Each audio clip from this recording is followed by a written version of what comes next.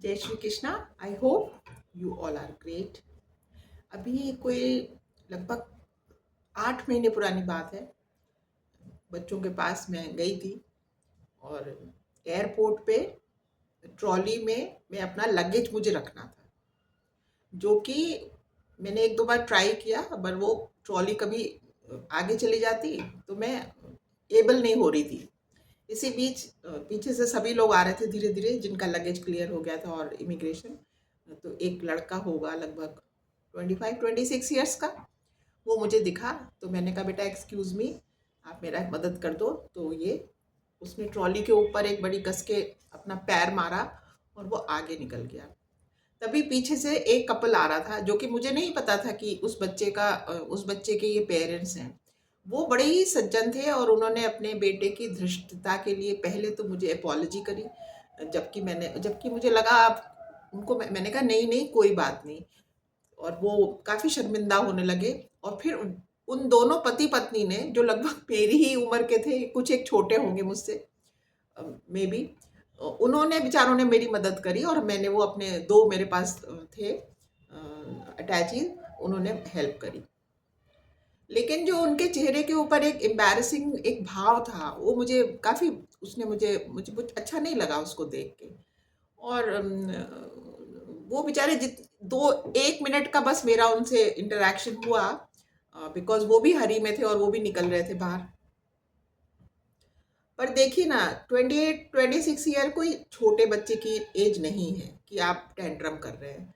आप अपने पेरेंट्स को ना ही तो बदजबानी कर रहे हैं, और मतलब पब्लिकली उनको वो कर रहे हैं, जैसे कहते हैं इंसल्ट। कहाँ तो आज्ञा पालन करना अपने माता पिता का धर्म माना जाता था। आज इस तरह के जो कुछ लोग हैं, सब तो नहीं है डेफिनेटली, जो पब्लिकली भी पेरेंट्स को कितना, जैसे कहते हैं, शर्मिंदा कर रहे हैं। तो ऐसा करके उनको कुछ हासिल नहीं हो रहा है, सिर्फ उनका एरोगेंस है, उनका अहंकार है, उनकी बदजबानी है, उनके बैड मैनर्स हैं।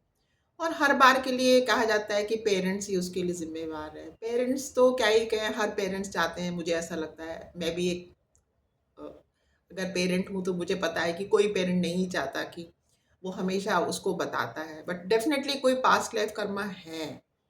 पर फिर भी यदि हम किसी कर्मवश गड़बड़ कर रहे हैं तो हम हमेशा सुधार सकते हैं। हमको स्वयं को सुधार लेना है।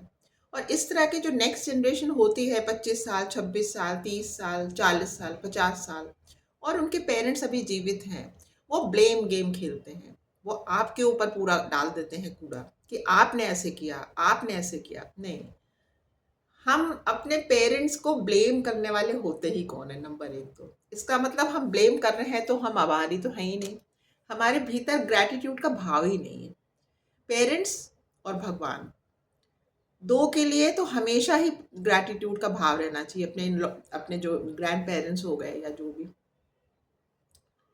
तो जब हम ग्रैटिट्यूड के भाव में नहीं है तो हम उद्दंड हो गए, और उद्दंड हो गए हैं तो हम गलत कर रहे हैं, और गलत गलत मानने को भी नहीं तैयार है। अहंकारी व्यक्ति की ये सबसे पहली पहचान होती है कि वो अपनी गलती नहीं मानते।